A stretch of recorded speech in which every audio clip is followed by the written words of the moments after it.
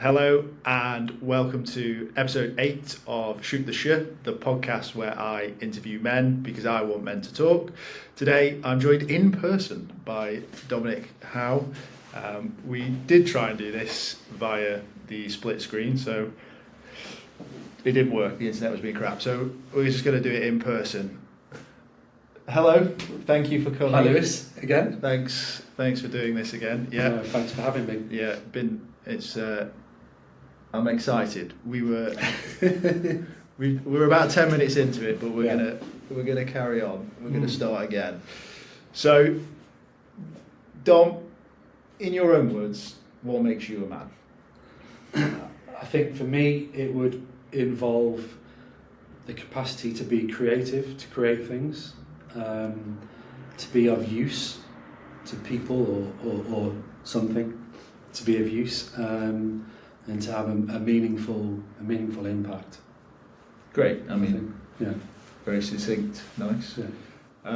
So, how have you sort of come to that decision? How have you sort of decided those are your sort of key points in life? What's got you there?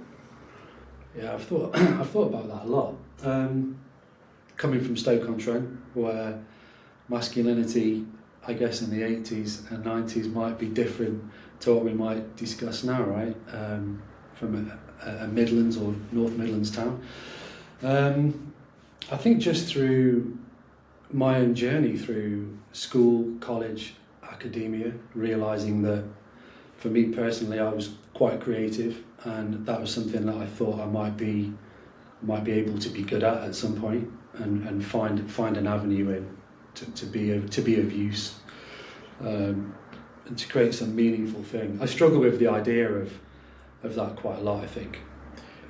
Yeah, it's a tough question, and it's one that I want to ask everyone, because it's something that is very important. I think a lot of people think about it, a lot of people take their time over it, and that again is also has its own issues, I guess. Yeah.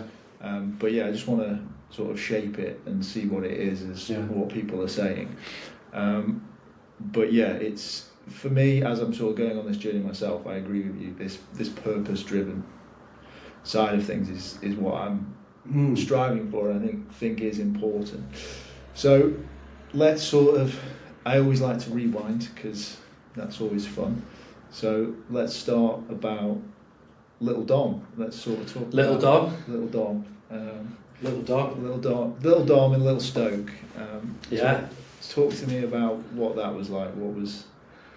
That was pretty cool, actually. I had an amazing upbringing. I was very lucky. Only child, completely spoiled.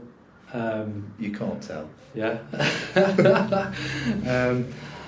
Catholic upbringing, so I went to Catholic schools in Stoke. I went to St Teresa's at Trent Vale, which is not far from here. And well, I really struggled. So my mum was called in when I was quite young, and they wanted to send me to a special school for kids with learning difficulties, because they thought I had special needs, and they were actually making me write with my right hand, and the teacher could only mark my homework in a mirror. Right. And she argued that they should maybe let me use my left hand, and which I did. But by then I was struggling. I was always struggling at school with remembering the times tables and learning by rote. So I was always just daydreaming. And I wasn't, because of that, I wasn't allowed to do French, art or music. So probably the three subjects at school that I might have been good at were prohibited because they thought I was special needs. So yeah, that was quite a slow start, but I managed to catch up. And fortunately, this is quite a weird one. It would never happen in schools nowadays, but our primary school teacher in one particular year went to a conference for a week and asked her husband to stand in. So her husband came in and took the class, and he was an architect. Right, okay. And he gave us homework for the week, and that was the only time I ever got like a gold star. So from then, I kind of had an idea of what I might do. Unfortunately, unfortunately at the moment, that panned out. Nice. Well, that's a nice little caveat. My granddad was he had his left hand tied behind his back as a kid. Really? Yeah, he was. He went to a pretty strict Victorian school, back end of the Victorian era. Yeah. So he horrendous. So I think I was on the back end of that. Obviously, it changed quite rapidly after. By the time I was at college, to the point now where there are architecture practices that predominantly employ left-handed people because they're more likely to probably be dyslexic as well. Yeah. ADHD, and then you're surrounded by a support team. You've got all these support staff in these large firms in London, and it kind of works. But, nice. Yeah. So, other than that, school pretty good, friends, etc. Nothing to scream home about. Yeah, it was all right. But a lot of bullying, I think, because I was extremely tall. Nice. I was probably the tallest in my year by about a foot. So Little Dom was the wrong description. Yeah. So that was difficult, but I think it was character building. Yeah. Yeah. And then straight to Stoke-on-Trent College to do construction management and surveying, because that was supposed to be a surefire route into architecture. So how old were you when you decided, when that guy came in, the substitute teacher that wasn't a teacher? I think about 7. Wow, so really sort of just stuck with you through Yeah. the sort of whole school system. Yeah, it was really cool. That would never happen now. No, you might get a guest speaker in Yeah. but Yeah. nothing. No, it was wild. Nothing that extreme. So you stuck to your guns all the way through that, and that was sort of the decision going into college. So I guess not really. I had that was just very quick. There's been some really weird sort of synchronicities regarding architecture, and so I knew I wanted to do it. My careers teacher said go to Stoke College, which was then Cullen College, and do construction and surveying management, which I did. And then when I went to fill out the UCAS form, there wasn't a single school of architecture that was taking BTEC students. They only wanted A-level students. Right, okay. So I was horrified, and I thought, there's no way I'm going to be able to do architecture now. The only thing I could think of that was remotely interesting was hydrography, which is surveying the ocean and the ocean bed. And I picked the furthest university away from Stoke, which was Plymouth, and I did about a week of it, and I thought I was just going to have to quit. I hated it, and I bumped into a girl who was our hall's warden, and she was a fourth year architecture student, and we went for some beers, and the next day she got me an interview with at the School of Architecture, and I was in. Nice. So it was so weird. You went to uni to do something else. Yeah, and switched over. Yeah, and ended up getting into it. I remember calling my mum and asking if it was all right to change from a 3-year to a 7-year degree. But yeah, thanks, Mum. That was really cool. Nice. Well, I was just sort of going to touch on, because, I mean, maybe more now, maybe more then. I think it was very sort of, maybe now is probably a little bit more, no longer linear, but you were given sort of 2 options, I guess, once you sort of reached 16. Yeah. It was carry on or go and work. Was there any sort of societal pressures at that stage that you were like, maybe I'll go and work somewhere, or was it just them? I wanted to do carpentry at one point. So my parents built an extension, and they built it themselves, and they had a couple of carpenters come in and build some bay windows, and it was fascinating. I mean, and I do carpentry now, right? Yeah. Throughout my sort of career, I've gone off and done timber framing and things as an enthusiast, but that was kind of frowned upon. It was like, no, you should go to college. I was the first person in my family, like a lot of people around here, were the first people in their family to get the opportunity to go to university. They very much wanted me to get a profession, if I could. The irony being that once you have a profession, you fantasize about doing something with your hands, which I've been thinking about a lot since watching one of your podcasts where you asked that question. I think it's to your mate who's in the Navy. Yeah.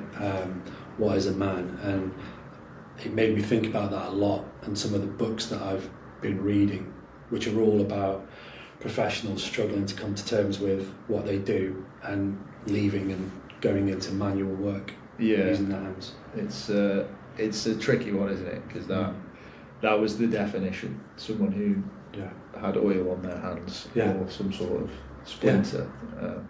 I've been ridiculed for having nice hands from my friends who are all like work in the automobile trade. Calluses are good.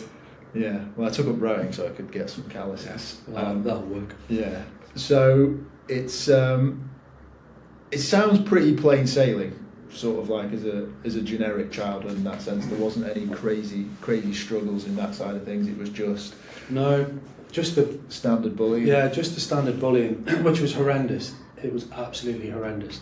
But I think by the time I'd gone off to uni, I'd kind of filled out a little bit and become more comfortable being taught in myself, and when I came home, it was completely different. Yeah, and sort a few of them out, which I probably shouldn't have done, but that's in the past. Yeah, no, it was fine. It was a really good childhood. I had my grandparents until I was, quite old, late 30s, early 40s. So I was really lucky to have amazing grandparents, and considering some of my friends' backgrounds, I'm like, I won the lottery, really. Yeah, no, nice. It's good to have those influences. So Plymouth, uni pressures. Any feeling anything there other than the switch of course? No, I think away from home, furthest away, big decision. Yeah, it was amazing. It was absolutely amazing, and I often wish I could be back in the sort of late 90s period, pre-email, pre-mobile phone. An amazing time, but I did struggle. I think I really struggled with the artistic side of university and the School of Architecture, the poetic side. We had this sort of scale, poet and plumber they used to use, and they would sort of grade your presentations of your work on the scale of poetry and plumbing. And I always found it difficult with the poetic side. I think probably coming from Stoke-on-Trent and my sort of background and my friends that I'd had at the time, that it felt feminine or weak to go into talking in a poetic way about stuff. That took quite a while, but other than that, it was amazing. Yeah, nice. That's interesting, because I'm a very analytical guy. I'm very like, this is this is that. So I get that. I think I would have struggled with that too. Nothing with it being masculine or feminine, just purely that's how my brain works. So, get your degree. Mm-hmm. Yeah, I got that. Happy with the result? No. Well, yes and no. Yeah. I was happy because I felt sort of vindicated. You've done it. But I felt happy because it was a low score, which was kind of an up yours to the very traditional and old-fashioned tutors there. So I came away with quite a low degree. I got a 2-2, which was kind of intentional, or a byproduct of how I conducted myself there, which was very sort of rebellious, which came from reading some rebellious sort of architects and following some really rebellious conceptual architects or paper architects at the time, and it didn't fit the programme of the school. Okay. So they were behind the times. Yeah. I got a 2-2 as well, so don't worry. I think it's good. I think it's fine. All the best people do. Yeah, for sure. What was next then? Was there any sort of pressures? I think that's where the entrepreneurial sort of vibe comes in. Was I knew I wanted to go to London because I was obsessed with a school of architecture called the Bartlett, which was really hot at the time for like super conceptual work. I think it was the Bartlett and UCLA, California, that were the two sort of hottest schools of architecture. Never thought I would get in, so I didn't apply. Had to do a year out. Never occurred to me that I could. A lot of things never occurred to me, right? So, never occurred to me that I could go to London and do a year out with a famous really cool practice.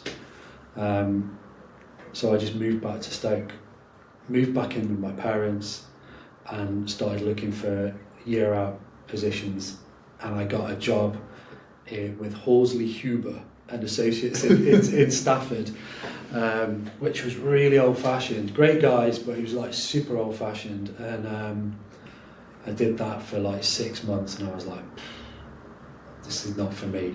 Yeah. And at the time, 3D graphics was just coming out, and I got the first release, hacked release of 3D Studio before it was 3D Studio Max. And off the back of that, figured out that I could model buildings, which wasn't really being done, particularly in the UK, anyway, outside of London.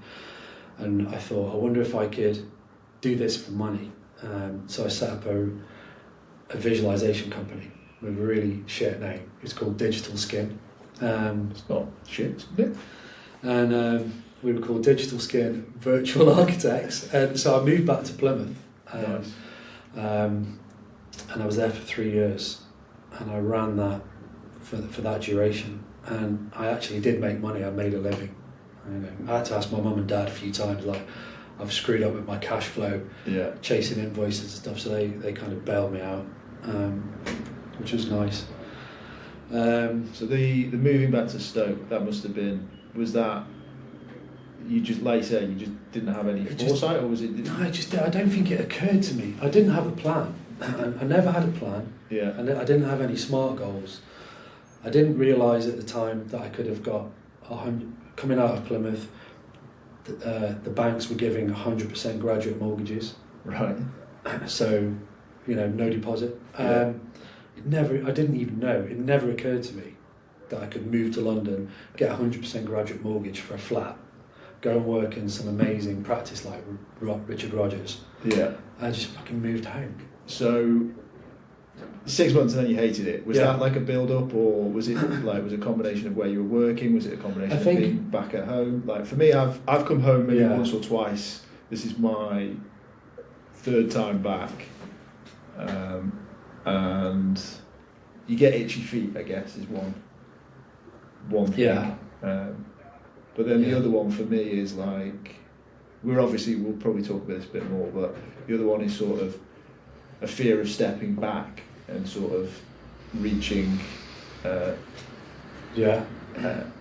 like to say keeping up with the Joneses, but you know what I mean, just sort of slotting back into a small society. Coming back home, it kind of feels like failure as well.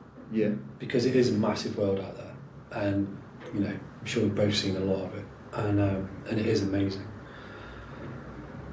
Yeah, it's hard moving back. But at the time, that never occurred to me that moving to London might be a thing. Yeah. And I'd actually moved back during my degree. It might be relevant to the podcast. I had a mental breakdown in my third year. So before I left Stoke, I used to experiment with a lot of psychoactive drugs, as a lot of people do. So mushrooms, LSD, and so I thought I was quite experienced with that sort of stuff, and nobody in my university house had. So we organised this thing, and I had my first really bad trip, and it led to about 3 months of extreme psychosis, to the point where I couldn't trust myself to be in the room on my own. Right. Okay. Yeah. So I moved home, and I set my huge A0 drawing board next to the TV in my parents' living room, and did all of my drawings in their living room, because I couldn't be on my own, because I would have killed myself. And I did. It was so weird.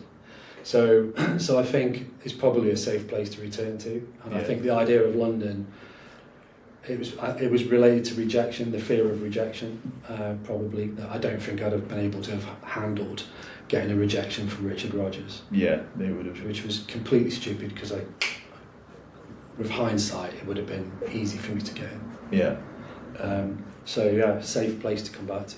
Yeah, there's that safety net always. Well, especially when it's such a for yourself, it's a welcome place to come back. It's not. It wouldn't be difficult for you to come back. So yeah, that obviously is extremely relevant to the yeah. to the podcast. And it was a really weird thing. Like, I didn't want to die. I became obsessed with the idea of death and mortality. I think it's the first time I'd ever considered being mortal from this bad trip, and it's all I could think about. And I just wanted to know when it was going to be. Yeah. So I went to see my doctor in Plymouth, and he's like, "Oh, you could be knocked over by a bus coming out of here." And I'm like, "Yeah, that would be fine if I knew it was going to happen." And the idea of not knowing when it would happen was so difficult to deal with that I thought if I took control of that by killing myself, then I would be in control of that, and I didn't want to do that. So I moved home, and I can imagine my parents thinking, "What the Did you tell is them? wrong with him?" I think maybe a little bit, because I think they sent me to talk to their because I wasn't Catholic by then, that they sent me to talk to the priest and all that stuff, and the doctor tried to prescribe medication, and I was like, no thanks. And then I dealt with it for a few more months, and then I woke up one day and it had gone. Yeah, it's weird, and isn't it? And it's never returned. It's never returned. Yeah, so weird. It's, I wouldn't wish that on anybody. No, it's an interesting thing. I've obviously wrote that article on my sort of I wouldn't suicidal thoughts. I guess is probably I didn't try and kill myself, but yeah, living on the 10th floor of a flat. I remember you saying that. Yeah, partner at the time left for the weekend, and I had to go and lock the balcony door key in the post box because I was concerned that during the night in my slumbered sleep I was just gonna. Yeah, it's a split-second decision. You don't want to do it, but you don't trust yourself that you won't. So I thought the ping of the lift of me trying to go down there sleepwalking would have at least woken me up and taken it out of me. So Right. yeah, that was a tough, and it took me probably about 3-4 months to get back on that balcony. It's crazy, isn't it? Yeah. Well done. So Yeah. that was an interesting time. But yeah. Do you think that makes you stronger, having gone through that? I don't. I think I wrote in the article that whatever gets you there is irrelevant because everyone has their own sort of levels, I guess, of what can sort of drive them to those sort of thoughts. Like, it could be very easy to get you there, or it could be very hard to get you there. I think it's different for everyone. But I think if I hadn't have done what I'm doing now, probably not. No, I think it probably would have only got worse. I think the fact that I'm taking an active look at not being sad, because that's not ever going to happen. We don't live in a perfect world. Yeah, for sure. But it's that, like you say, that strength or that bounce back is really important. And yeah, I don't, similar to you, touching the wood, I don't see me ever getting back there, because like it wasn't an attempt of suicide, and it was just a thought, and it wasn't the thought of I'm going to do this. It was a thought, and then I was like, I don't want to do that, which is obviously counter thoughts. Yeah. So yeah, for me it was more a case of I don't think I'll ever have that devil on the shoulder, shall we say. It's probably the two voices. So yeah, yes, but not just that experience alone, I don't think, is what's got me there. Okay. Has made me stronger. I think it's more understanding, just going on a personal journey as well, and trying to better myself has put me in a stronger position. So yeah. And then how about you then? So you're back home, you've moved back to Plymouth, business, straight out of uni. Yeah, I know, and that was weird. Big moves. Weird, especially, with like a sort of ADHD vibe. It was really difficult for me to focus. Yeah. So I'd spend a lot of time pulling all-nighters to meet deadlines and posting. I had a massive printer, and I would print these visualizations off and put them through the architect's letterbox at like 5 a.m. And, it was wild. But Yeah, it was good. It was really good. But in the background, it was always, what am I doing?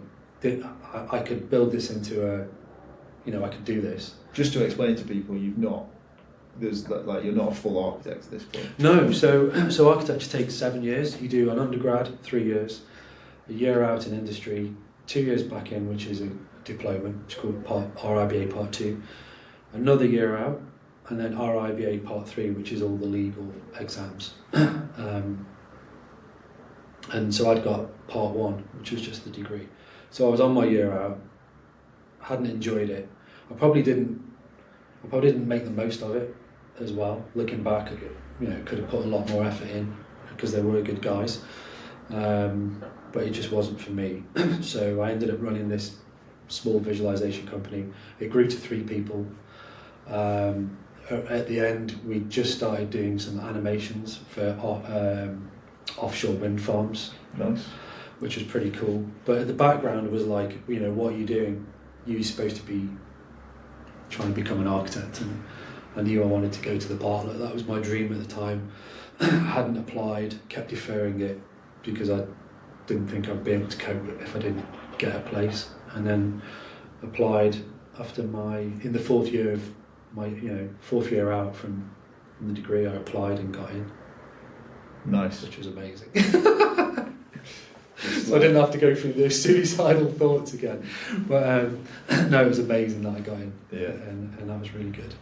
So, shut up shop or just... Yeah, shut up shop. I thought, stupidly, I probably could have, if I was more organised, I could have done it in London. Yeah. And paid my way.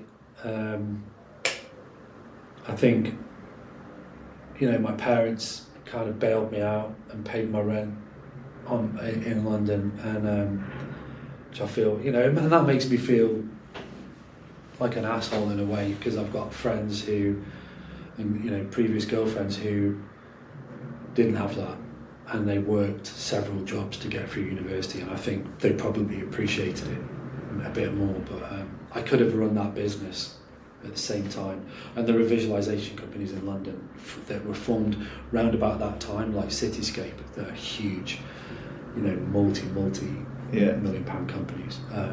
But I folded it. Just folded it. And my colleagues then working in film in London at a moving picture company. Nice. So they did all right. They did all right. Yeah, it's. I'm going to use the word privilege because it is a privilege. Yeah. It's so hard to decide what to take and what not to take, and I think I've got friends that are extremely privileged. Yeah. And aren't sorry for that fact, and I think if it's there as an opportunity, I think it should be taken. I don't think there's no need to add extra pressures to yourself just to fit in, and it's okay to appreciate other people's positions. I think for my parents, they just thought it was amazing that I could go from we want to send him to a special school to oh wow, he can become an architect kind of thing, and and then you become an architect and you think, oh I'm now an architect. I'm now an architect, and this is what it's like. So well, it's really funny because architecture is seen as a high achieving, great profession. Congratulations. Hi, I'm so and so. I'm an architect. Has a certain gravitas to it. There's obviously a truth to every profession, I guess. Indeed, and in fact, my partner today, she asked me for a recommendation on schools because one of her friends' daughters is off to school, and I was like, never mind what school, I think you should look at a different profession. You know, and in fact with the AI and stuff, it won't exist anyway by the time somebody starts now, 7 years time. Yeah. The landscape would be so different, but that's a separate conversation. But yeah, it's an interesting profession in that you've got 7 years of fantasy of designing. Yeah. And it's very indulgent, or it's very privileged, and you build this sort of vision or imagination of what it's going to be like when you go out into the real world, and then you get into the real world and you draw in toilets till 2 o'clock in the morning for years, and doing door schedules, or horrendously boring stuff, and there's no design. And I know people who are in their 50s and you've still not got to design anything there. You get pigeonholed at certain things. And I was always extremely lucky. Like in my time in London, I got really lucky in the right teams, in the right sort of areas. So I worked in facades and structures. So I got to do like the nice stuff. But some of my colleagues were doing like drawing corridors or drawing toilets or basements for 6 months at a time. Yeah, that's literally the polar opposite of the degree. Yeah, I guess. And long hours. Yeah. Well, London itself is just long. Yeah, for sure. For sure. For sure. So, from a little Stokey to the big smoke, streets paved with gold, which they were when you went. Yeah, they were. Yeah, they've changed them since. Yeah. What was that like? What was your work-life balance like in that sense? How did you find that? Well, work-life balance was screwed. I think if you're in one of the top firms or one of a signature firm, the work ethos or culture is different. So outside the M25 or in smaller firms, everyone leaves at 5, maybe 6 o'clock, and in the big ones, it's nothing to go to midnight. Yeah. In fact, generally we'd go for dinner at a local Italian, and then at about 9, and then go back in for 2 o'clock, get an Addison Lee home pre-Uber, before Uber, and I'd be back in at 8 o'clock, and do it for weeks and months on end, and get ill. Yeah, it's funny, isn't it? Yeah. I imagine going for the jibbing for going for lunch early and stuff like that, or not even attempting to do it. The gym. I didn't go to the gym once. Sorry. The jib. Sorry. The jib. Going to lunch a little bit early is always amusing in those situations. Yeah. Little things like it would be really weird leaving if you left on time on one particular day, like if it was 6 o'clock. And you had something you had to do, like a social engagement, and you would get up and say, "Oh, I'm leaving now, guys. Like, see you tomorrow," and everybody would be like, you'd feel weird, like shutting your computer down and leaving. It's such a weird thing. Part timer. I got better at that towards the end. Yeah. The last few years. It's interesting to say the least. Yeah. The thing is that there's places still like that, which is pretty insane. And everybody's like, I think everybody's depressed in those situations and are doing weird things. Yeah. Like I started collecting stuff, and there were a few architects that I knew that would just collect stuff because it felt like we were a creative act. Because we were starved creatively, we would collect stuff. So I started collecting guitars, and then when I ran out of room in the flat, I started collecting components of guitars, like ultra rare pickups and pedals and things, and motorbikes. And then I had a friend that was collecting motorbikes, and it's just because you feel starved creatively, that feels like a nice outlet. Yeah, so weird. I mean, fair enough. So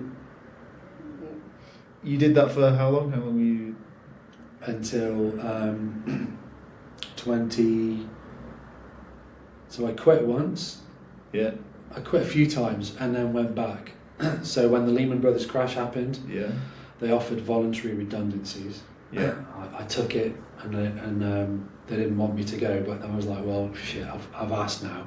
That's a dangerous position. So I took a bit, you know, for me at the time that was a big sum of money. Went to America, bought a Harley, rode across America, went to a timber framing school to do traditional timber frame barn building, and then came back and went back to the same place. Nice. A bit like I've had Just dropped back in. Yeah, a bit like I've handed my notice in, and then they just go, yeah, all right, see you tomorrow. Yeah, and then so I was away for about a year, and then went back, and then finally quit. Yeah, I think 2017. Set up on my own. This still in London. Yeah, so there was an RIBA incubator. That's the Royal Institute of British Architects. They had their own incubator in the back of the headquarters, near the BBC, and it was 300 quid a month for a desk. Right. You could be in there for 2 years. So I moved straight in there and got a couple of small projects, and kicked it off from there. What made you make that plunge? Sick of joining? I think I'd been very lucky up to that point, working with certain partners within the firm. And within the firm that I was working in, there were a couple of partners that I thought were really good designers and they did really good work. And there were ones that it was kind of questionable, and I really wouldn't have enjoyed being in those. And so I was quite lucky, and I did some quite interesting projects with some great people and learned a tremendous amount. And then I was promoted to project architect, which is somebody who runs a team and delivers the building all the way through to completion and handover to the client. And got to a point where I felt like I was drowning. Or every day I was just like, it was like, you know, I would get in super early to try and get some emails done before the team got in, and then everybody in the team wants to talk to you. You've got to try and talk to everybody before the first meeting, and then before you know it, it's like 9 o'clock, and then you do it again. And I think 3 months of that, I hadn't done a single drawing, and I was just like, I'm done with that. And they didn't. So I spoke to the partner and that I worked under, and he didn't think it would be it wouldn't be feasible for me to move back to being a facades architect, because it would be a retrograde sort of career move. They wanted me to stay and be groomed, I guess, into a management role or partner or something like that, which a couple of my colleagues have done. So I was like, fuck it, I'm setting up on my own without any business knowledge. Left all of that lovely sort of support staff that was there. There were so many amazing different departments of support staff. Yeah. And there's none of that. I knew nothing about business. Other than your business that was quite successful in Plymouth. The visualisation one. Yeah. But I made all the classic mistakes. But yeah, so that's what I did. Nice. Yeah. So doing all that, setting up on your own, how did you feel, sort of pressure-wise? Anything extra, or was it a bit of a relief to leave? It was a massive relief. I think there's a bit of FOMO there. Yeah. In that it would have been quite, because I got on with everybody. It was like it was like a family, right? And I'd lost both my parents a year apart whilst I worked at that office. They gave me loads of time off whilst they were sick and time after to get my stuff together. So they were really cool, and it was like a close family. But so I could have probably made partner and then maybe bought equity and done that thing and quite easily sail through to retirement. And that would have been really nice for in another life. So I think you're always struggling with, oh man, what if? And I've gone from doing these, like, working on £50 million prestigious projects in the city to like small extensions, rear extensions on properties and stuff, and thinking, oh god. And I remember getting the tube. I went to see a potential client for a project that I didn't want to do, right out on the end of the Northern Line at the end of the day, like 9 o'clock at night or something, to meet this person. They didn't have the budget to do it. I didn't want to do it. Turns out I was being interviewed. They were interviewing several architects for this little extension. And then walking back and thinking to myself, like, what am I doing? And getting the tube back into central London. And I thought, I'm going to Google what was Norman Foster doing when he was my age. And he was building like the Hong Kong and Shanghai Bank. And thinking, oh man, what have I done? Yeah, you just got to keep going at that point. We're in now. Yeah, and I had a couple of little projects, and I had a tremendous sort of relationship with some other guys that were doing the same thing in this incubator. It was like an open space. We all had a dedicated desk. Yeah. And within that group, there was 4 or 5 of us that are still in touch together on WhatsApp. So that was amazing. Nice, that's cool. Yeah. So it's interesting that you tried to find that comparison. Something that I'm really trying to work on. So I've got friends, married, kids, dogs, detached properties, picket fence. All that good stuff. Apparently good stuff, yeah. I'm recently single. Well, it's getting on a bit now, actually. Getting closer to less. Okay. But yeah, it's not over the hump. I won't say that. That's wrong. In my 30s, change of career again.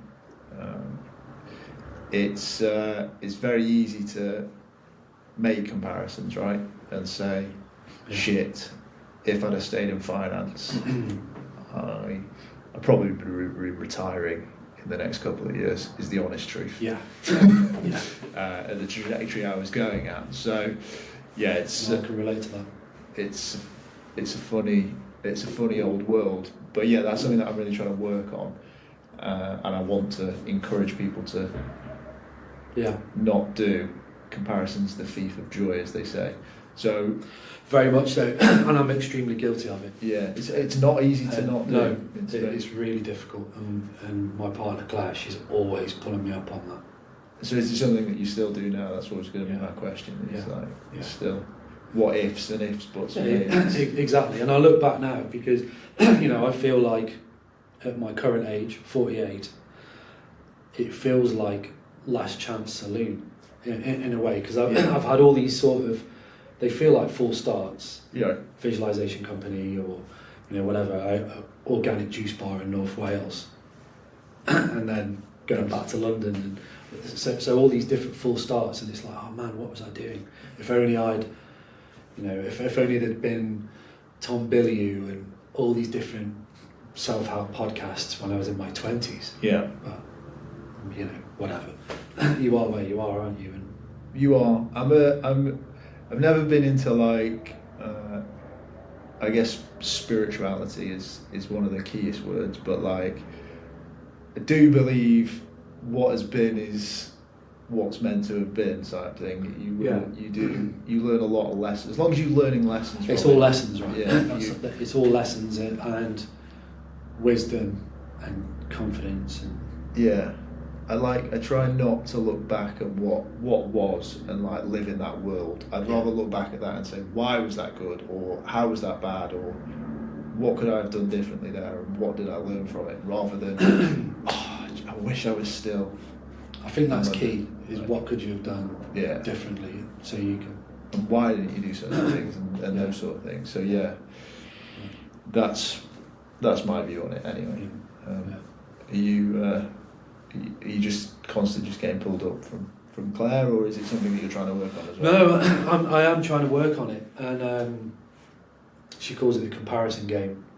I always do it, and it's sort of like with my closest friends. Yeah. So it's not a jealousy thing, because I'm sort of elated that some friends are doing well at this or well at that, or they're off in Australia and building skyscrapers and collections of motorbikes, whatever. I think it's amazing, and I'm super like happy, but then I'm thinking, what the fuck have I done wrong? Like, what, how what there's a reason why I haven't got it, and that's what I'm working on now. Is what are those decisions that led me to not be doing those things, and people, you know, I've got friends that talk to me about what I'm doing now, which feels extremely difficult, and they're like, oh wow, it's amazing, I wish I could be doing this masters in, you know, entrepreneurship or whatever, and trying to build an environmental thing and startup. Or so yeah, the grass is always greener, isn't it? Yeah, that's the irony. It's really hard because it would be so easy to go back and plug yourself in, you know, take the blue pill or whatever, and plug back into that nice paycheck. Yeah. It would be really easy. But you just got to remember, you have to remember why. Yeah. You know, why you quit. Fair enough. So let's go back to the story, I guess. Yeah. So you were working for yourself, and then so what brought you back to Stoke? I guess, yeah. Okay. So I'd been. So my dad passed away in 2012 of cancer, and then my nan went a few months after that, and then a few months after that my mum got ill with cancer. So it was just like being waterboarded. So the house was left. I just locked their house in Stoke, and I just left it. And I drank a bottle of red wine every night in the bath, binge watching Prison Break. I did that for like a year or something. And thanks to Claire that she let me go through that, right? And I think she was really understanding. But so it took me a while to like process everything and get on top of stuff. And then can I just on that, because grief in men is something that I've witnessed and I've had friends ask me about from sort of older people and that sort of thing. What do you think happens to a man when they lose those upper generations, I guess? I think that's a real sort of key one for me. I think knowing, because you mentioned the privilege thing, right? I was an only child, and anything that they could have done for me, they did. And when I messed up, they bailed me out. Quite a few times. And even though I was then in a position where I was fully qualified, chartered architect, nice fat salary, they were still there. So you kind of think, well, in the back of your mind, that safety net's still there, right? Yeah. Because they're your best friends and they're there. And when they're not there, like when my dad died, I was like, well, there's my mum, and I'm going to be taking care of my mum, and you know, whatever. Maybe I'll move back, or we'll all move to France or something at some point. When she went, that was weird, because it was the first time that I'd ever felt alone in the world without a safety net. Yeah. So it was feeling completely alone, even though I'd got Claire. Yeah. And we'd been together for a few years, and she's my life partner. But I felt completely alone, and also that safety net was there. Yeah. And that was really weird. Yeah, I think that for me is, I've been trying, like, you look at it, and I look at people that I know of sort of late 40s, early 50s, maybe even late 50s as well, sort of losing their parents, and then either having children or not having children is like, usually when you're at that age, those said children will be at a certain age, and they've probably got their own lives, and you I think it's what we sort of, you alluded to right at the beginning, which is that purpose. It's like, it's sort of gone then. Like you said, you actually said it, like, oh, I can look after my mum. Like almost that was your purpose, and then absolutely it had gone to an extent. So yeah, I just wanted to touch on it because it's such an interesting topic, and I think it's probably one of the least looked at. It's difficult. It's really difficult, especially like later when you evolve again and because I would like call my mum as soon as I got out of the office and just talk to them. Right? Yeah. And when now they're not there, and now I'm doing different things. And so my mum was like an amazing gardener, and she had like 1.5 acres in France. She created this forest garden, and I never really paid attention to all that knowledge that she was passing on about how to do certain horticultural things. And I'd be like, oh right, yeah. And now I'm really into horticulture and forest gardening, and I can't. And she's gone, and she doesn't know that I'm doing this amazing thing. I think that's quite hard. Yeah. To not be able to, for them to see that. Yeah, you. Well, you always want advice off your mum, right? That's for sure. One of those things. For sure. Yeah. So yeah, I can see. But I think for me, I think that's probably one of the most, in this whole spectrum of everything, I think that's probably one of the most misunderstood and missed opportunities or missed sections of men's mental health is this pure this grief stage which most men will go through at some point. Claire wanted me to go for grief counselling and cognitive behavioural therapy, and I refused.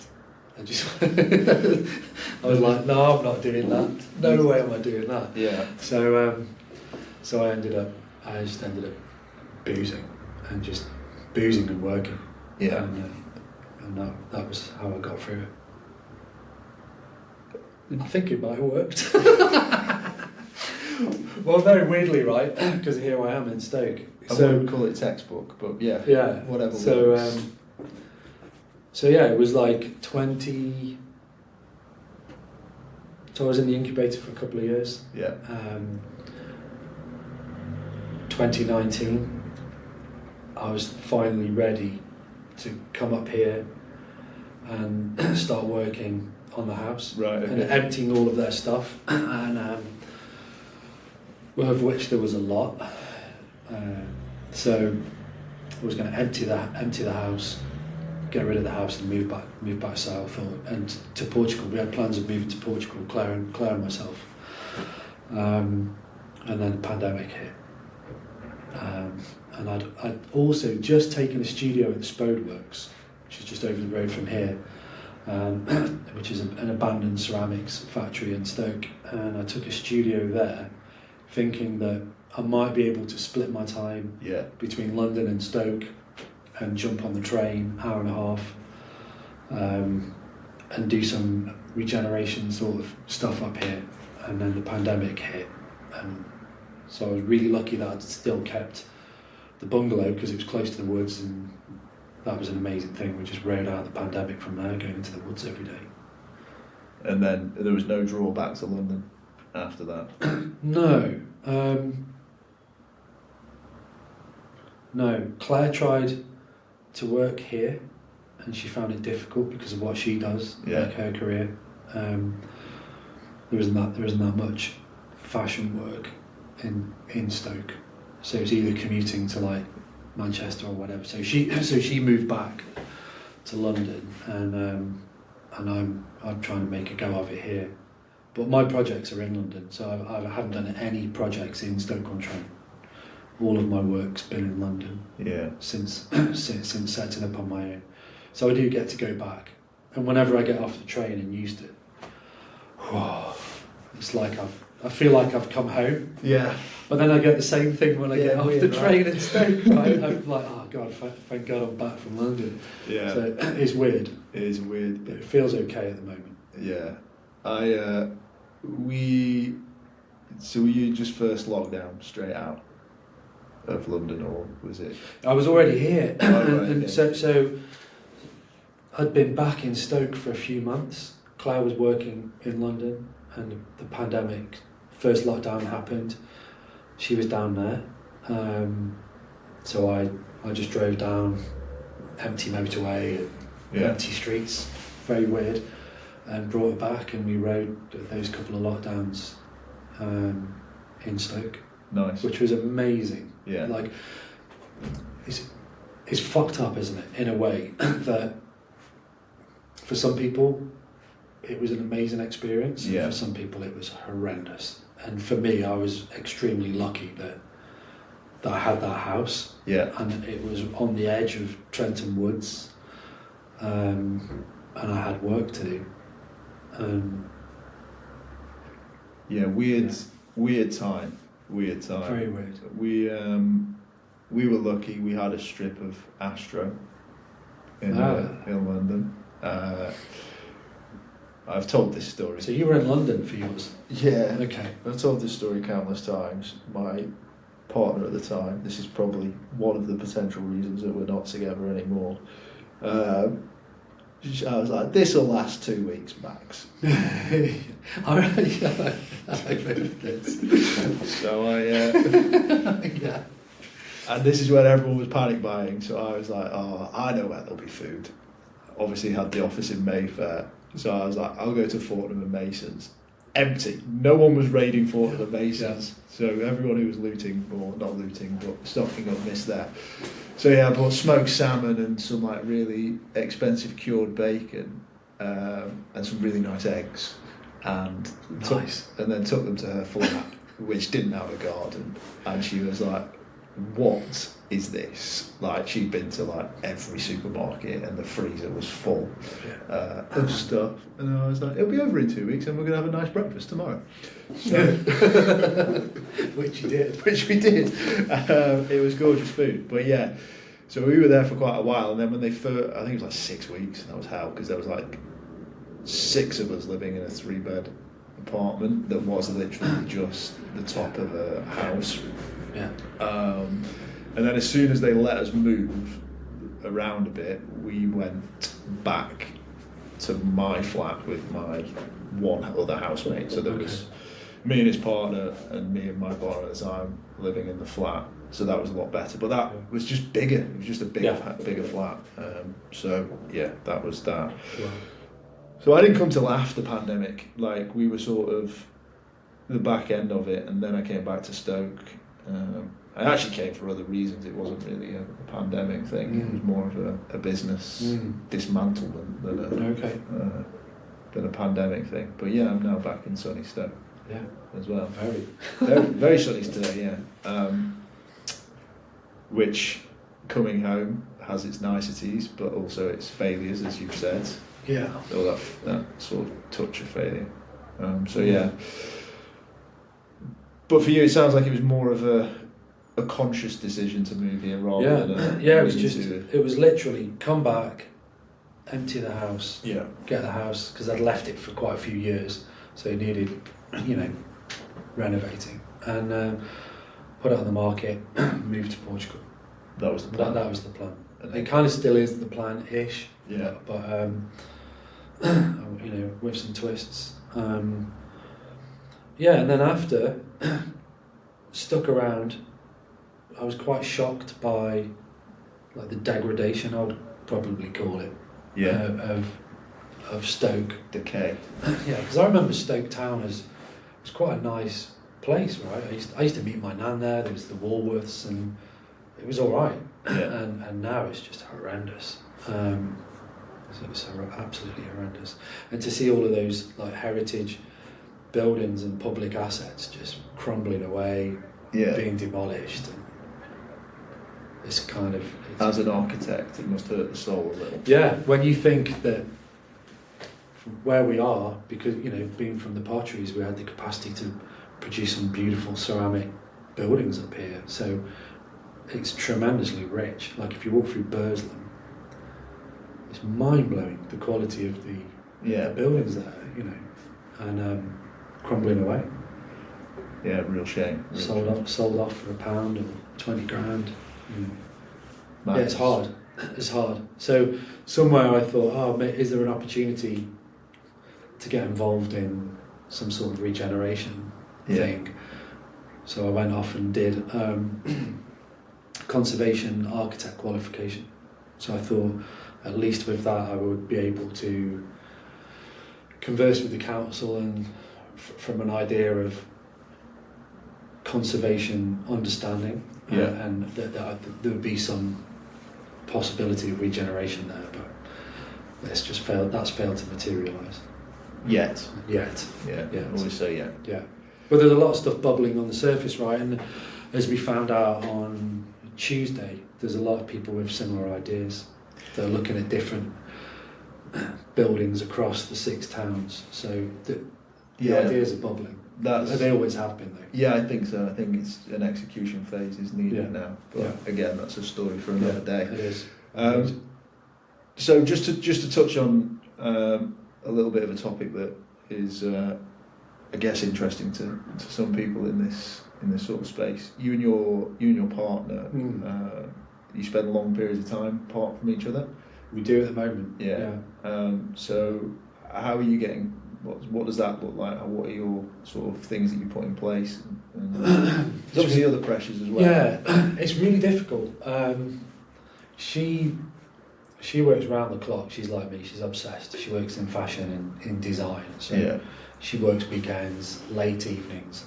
So it's not as if she's finished at 5 and waiting or whatever. And she's got loads of interests as well and activities. So at the moment we speak every morning. We speak at the end of the day. Yeah. And we see each other. We're supposed to see each other sort of every other weekend. Doesn't really pan out that way for whatever reasons, but and as long as there's an idea of we're doing this for a reason and there's a plan, and that plan is that relatively soon we can create a new base.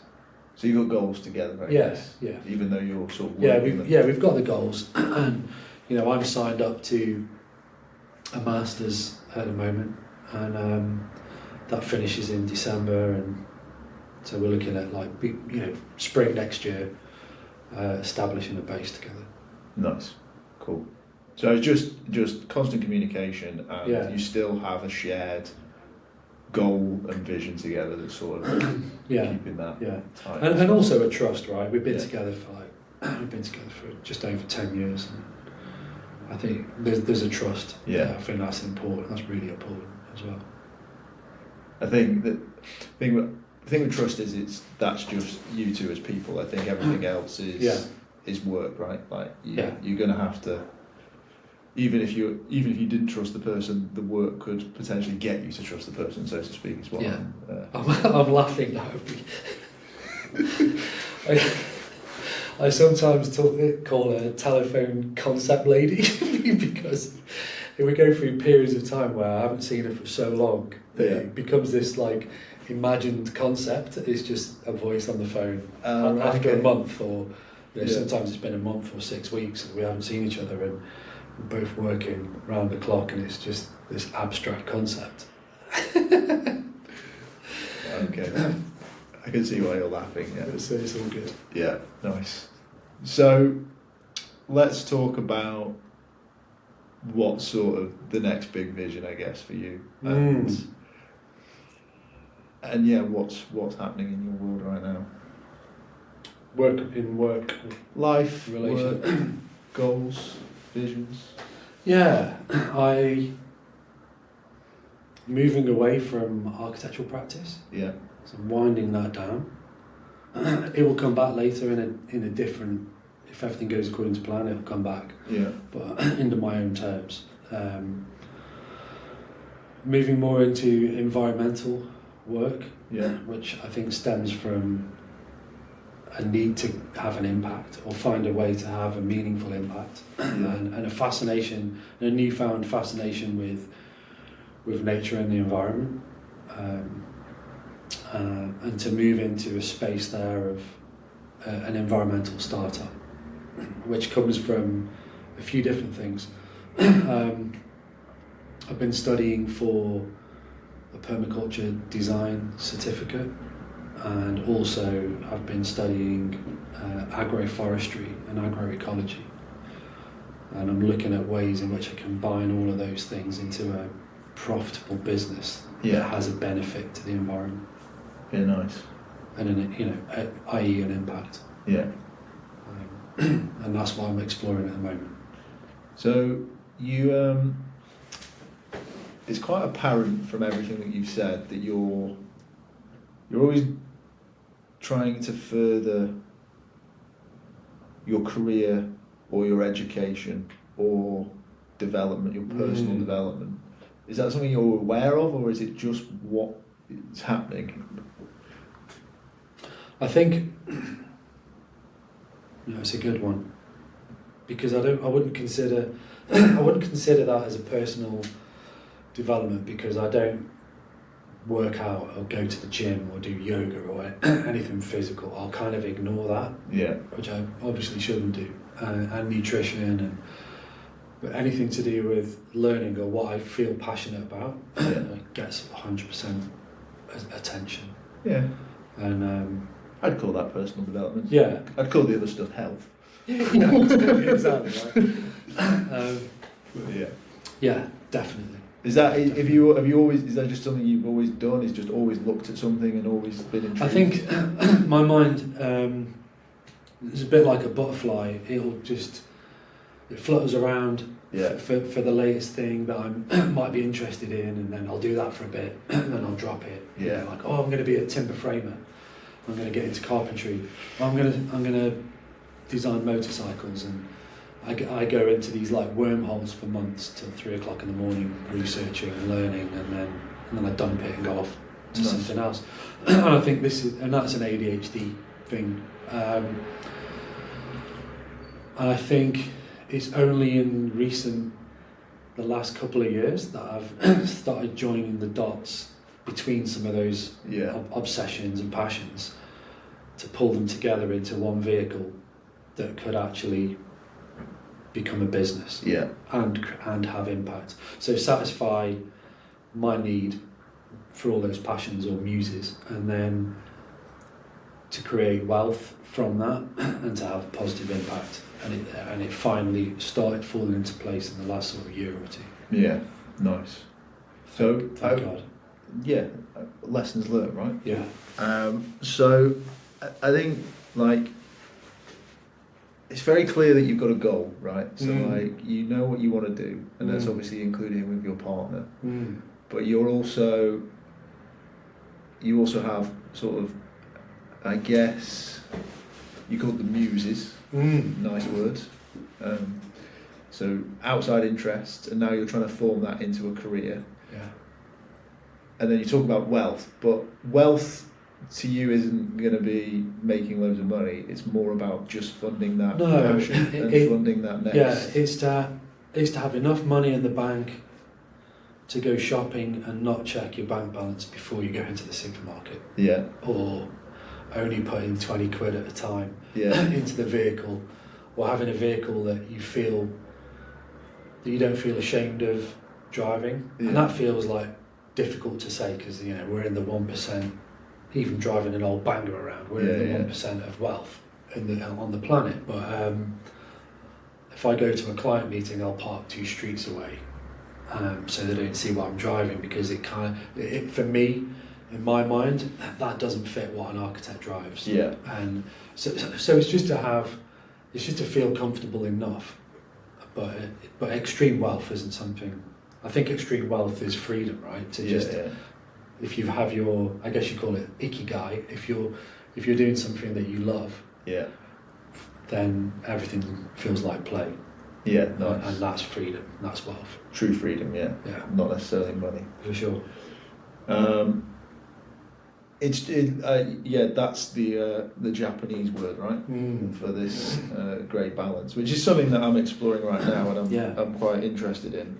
But it's just listening to what you're saying, it sounds like over years of working and playing and working and playing, you've started to develop and create healthy relationships outside of those things, because they all work together to be one goal, rather than just being, I'm going to be an architect, I'm going to earn hundreds of thousands of pounds a year, and then I'll retire, and then I'll do what I love. It's like, I'm going to build my life around these pillars, and that might mean that I end up earning 40 grand a year, but like, at least then I know I can do what I want to do, and I'm happy about it. 40 grand a year, doing what you love, and having the freedom within that to follow new passions and stuff, it is incredible. That's doable. Right? Yeah. Those are just random numbers picked out of thin air. They're not. But it's that's a number, right? And I think that if that's what it was, I could make that work. Yeah. Even though I could probably triple that. Yeah. In London, but then that's capped. Yeah. As well, obviously, but and it comes with the expense of mental health and physical health and living in the city, right? But that's the payoff. Yeah, I don't miss black bogies. Well, from the Northern Line. From any line. From any line. Yeah. It's you wonder how much crap you breathe in, don't you, on there? I remember talking to an environmental engineer. We were designing an office building, and one of the most important things was the level of heavy metal and particulates and pollutants that sit at a certain level in London, and it's a couple of meters. So you, as quickly as you can, you need to get up onto a raised floor. So you never really want to be on the ground floor. Right. Okay. And it makes you wonder. Good to how know. bad that is. It's not great. No. No, it's bad. I mean, when I lived in Jakarta, it was smoggy, and then they would have like a bank holiday on a Wednesday, which is when they had their bank holidays for whatever reason. Yeah. And it would be blue sky. It would all dissipate within a day. But I mean, they would set fire to anything and everything. Yeah. The office guy would give him something to dispose of, and it'd be on the street burning. Whether it was plastic or not. It's it's just a little anecdote. But yeah, in regards to where you're at and sort of, I guess, the life that you've lived, because you're in a nicer position, I guess. You've got a nice reflective time to look back on as well. Where do you sort of see yourself now? Do you see yourself more contented, or like what? I think I'm content because I finally have a clear vision. Yeah. Of what I see myself doing for the next, if I'm lucky, 10, 20 years, whatever, before maybe retiring. So there's contentment from that. I think once you have a clear vision of what it is that you want to do, there's an amazing equanimity that comes with that, of being able to relax. There are other issues like finance, but that's stuff you have to work on, right? And it comes that's all part of the sacrifice of the journey, isn't it? Yeah, I think, finance is probably a unique one to entrepreneurship, I guess, rather than, saying that, leaving a job, saying to pursue something you want to do, usually is starting on that career ladder again, I guess, which is a big jump for a lot of people. So it's the hard, that out of everything, that's the hardest thing. I don't think the late nights or 7 days a week for 12 months or whatever, that's doable. Yeah. And burnout, you can regroup, but it's the financial thing. Yeah. And I think, going back to being a man, what is it to be a man? I think it's to be able to make ends meet. Yeah. And I've gone through this situation, and one of my friends is as well, who's also an entrepreneur, and it's when your partner bails you out. Yeah. And that's really difficult to deal with. Like, I've been in positions when I was working in London, and I was able to bail my partner out or help her do something or take time out to do a course or whatever. But when the shoe's on the other foot, that really, really stings. Yeah. And it's difficult to cope with mentally. It would be easier I think, to commit suicide than ask your partner for, can I borrow some money? I can't pay the bills. It's kind of, it feels emasculating. Yeah, definitely. Yeah. It's a tricky one, to say the least. Yeah. But that spurs you on anyway to, Yeah, I think as quickly as you can, well get to the other side of that. I guess there's two types of men, shall we say? Yeah. Ones that are spurred on by it, and then the ones that sit there. Yeah. And wait for it to happen again. But that goes to what I'm saying, which is you've got a purpose. You've driven to something. Yeah. It's not like you're just, I don't fancy being an architect anymore. Just gonna sit in Stoke for a bit, see what's happening. No, yeah, the architecture will come back for sure, and that's part of the plan. Like later on, it will come back in a more meaningful way. Because I've been trying to push environmental architecture and net zero, bio-based construction, and I think people want that, but people can't finance that. No, not yet. Under current mortgage structures, they want bricks and mortar, and Passive House is lobbied by the construction industry and government to be able to sell mechanical equipment and petroleum-based materials. So I think for me that'll come back later as a second phase of what I'm currently doing. Nice. So I guess thank you very much for your time today. Greatly appreciated. Cool. I know you're a busy man. Yeah. But I guess let's end again on what makes Dom a man. What makes Dom a man? Having a quest, I guess. Looking back on that, and the confidence from my experience that I'll be able to complete that and get back to having a meaningful impact and being able to provide. Nice. Yeah. And on that note, Yeah. thank you very much, and I'll see you in the next one. Thank you very much, Lewis.